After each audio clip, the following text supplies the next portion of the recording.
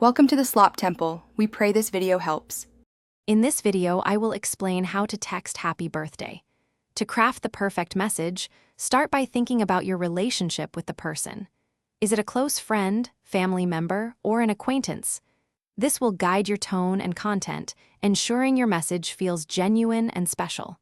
Remember, a little personalization goes a long way.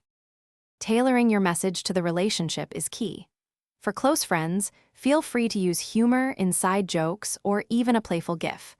When texting family, focus on warmth and affection, perhaps sharing a fond memory.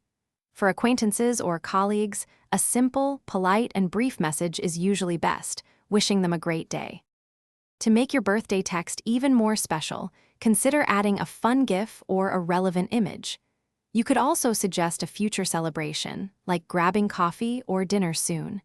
Timing is also important. Try to send your message early in the day, but not so early that it might wake them up. A well-timed text shows thoughtfulness.